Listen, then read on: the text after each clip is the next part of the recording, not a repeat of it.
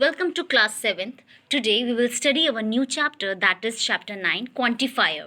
तो सबसे पहले हम समझते हैं quantifier होता क्या है. A quantifier is a word or a phrase which is used before a noun to indicate the amount or quantity. इसमें बेसिकली क्वांटिटी की बात की गई है, अमाउंट की बात की गई है और जो कि इस्तेमाल किया जाता है नाउन से पहले, ठीक है, बिफोर अ नाउन. और क्वांटिफायर जो है वो इस्तेमाल किया जाता है with both countable and uncountable noun. कुछ एग्जांपल्स हैं: all, another, any, both, each, either, enough, every, few, fewer, little, less, many, more, much, neither, no, several and some. ठीक है. बोथ द वर्ड मच और many जो है ये define करते हैं अलॉट, मीन्स जिसमें बहुत ज़्यादा, a lot. While the word much जो है उसका इस्तेमाल किया जाता है काउंटेबल, अनकाउंटेबल नाउन के साथ, जैसे फॉर एग्जांपल टाइम. ठीक है. मैनी जो है is used with countable noun, इसको काउंटेबल नाउन के साथ इस्तेमाल करते हैं विच आप जो कि आप गिन सकते हो, जैसे फॉर एग्जांपल गुड्स हो गया या पीपल हो गया. ठीक है. अब कुछ एग्जांपल्स हम देखेंगे. There was not dash sugar in the jar. अब इसमें से करेक्ट वर्ड कौन सा यूज होगा यहाँ पे, मच और any. Much is the correct word. There is dash few little flower left to bake the cake. अब प्रॉपर वर्ड क्या है इसमें, करेक्ट, लिटिल वर्ड. ठीक है. तो करेक्ट वर्ड हमारा यहाँ पे लिटिल है. There are dash many much eggs in the box. तो यहाँ पे प्रॉपर वर्ड क्या आएगा, मेनी. ठीक है. So now we will study our new chapter that is British and American English. ठीक है.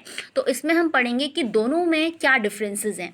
The most significant difference between British and American English are in there, वो जो डिफरेंसेस पाए जाते हैं वो प्रोनाउंसिएशन में देखे जाते हैं, वोकैबुलरीज में देखे जाते हैं और उनकी स्पेलिंग्स में देखे जाते हैं. So there are grammatical differences also but these are less important. तो सबसे पहले हम समझते हैं प्रोनाउंसिएशन डिफरेंस. ब्रिटिश इंग्लिश और जो अमेरिकन इंग्लिश है, it sound noticeably different. The most obvious difference is the way the letter R is pronounced. किस तरीके से R को प्रोनाउंस किया जाता है दोनों में. अगर हम ब्रिटिश इंग्लिश की बात करें तो इसमें जो R है it comes after a vowel, ये वॉवल के बाद आता है इन द सेम सिलेबे, जिसमें कि सिलेबे मीन्स जिसमें आप एक ही वॉवल का इस्तेमाल कर रहे हो. ठीक है. As for example as in car. अब कार में आप देखिए यहाँ पे, ठीक है, वॉवल के बाद यहाँ पे आर आ रहा है. ठीक है. यहाँ पे हार्ड में वॉवल के बाद यहाँ पे आर आ रहा है. मार्केट में वॉवल के बाद आर आ रहा है. So these are some example. ठीक है. The R is not pronounce. तो इसमें जो ये आर वर्ड आ रहा है वॉवल के बाद, इसको प्रोनाउंस नहीं किया जाता है. ठीक है. ये साइलेंट में होता है. अगर हम अमेरिकन इंग्लिश की बात करें तो इसमें आर जो है, आर इज प्रोनाउंस्ड, इसमें आर को प्रोनाउंस किया जाता है. तो अगला जो डिफरेंस आता है वो है वोकैबुलरी. वोकैबुलरी में अगर हम देखें, there are many differences in American and British English vocabulary. Here there are 10 common words. मैं आपको कुछ 10 कॉमन वर्ड्स बताऊंगी जिसमें आप American English that is followed by the British English equivalent. तो कुछ एग्जाम्पल्स पढ़ते हैं.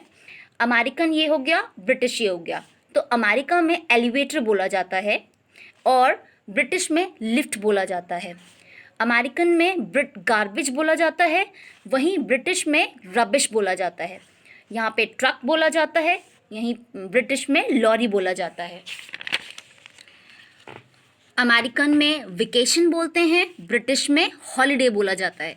यहाँ पे sweater, jumper, cookie, biscuit, French fries, chips, line, queue, parking lot, car park, silverware, cutlery. ठीक है. अब जो तीसरा हमारा डिफरेंस आता है वो है स्पेलिंग. अब स्पेलिंग में ये ध्यान से सुनिए, मोस्ट वर्ड, ज़्यादातर जो शब्द होते हैं एंडिंग इन, जो शब्द किस पे ख़त्म हो रहे हैं, ओ यू आर, आर पे जो ख़त्म हो रहे हैं इन ब्रिटिश इंग्लिश. ठीक है. Are spelled without the U in American English. American में यू का इस्तेमाल नहीं होता. ठीक है, और जो ब्रिटिश इंग्लिश है उसमें आर पे ख़त्म होता है। तो कुछ एग्जांपल्स देखते हैं, जैसे ब्रिटिश में HUMOUR, तो यहाँ आर पे ख़त्म हो रहा है।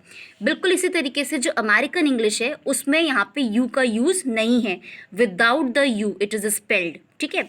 सेम हेयर, बिहेवियर में OUR पे ब्रिटिश इंग्लिश ख़त्म हो रहा है, तो अमेरिकन में यू इज़ नॉट देयर, ठीक है। सिमिलरली कलर में OUR पे ख़त्म हो रहा है ब्रिटिश में, अमेरिकन में यू इज़ नॉट देयर।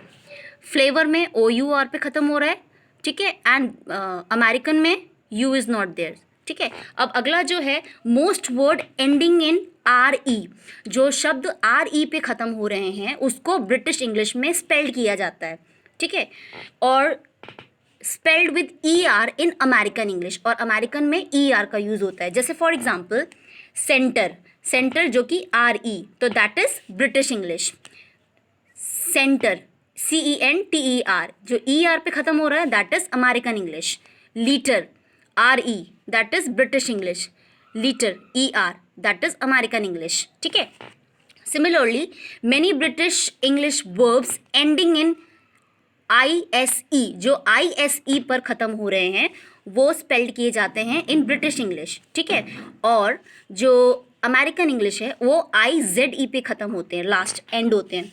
अब एग्जांपल है रियलाइज, तो ISE that is British English, ठीक है। Realize IZE that is American English. Organise ISE British English.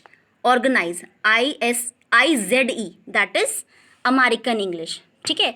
So these are the differences which you find in British and American English, ठीक है। That's all for today, thank you.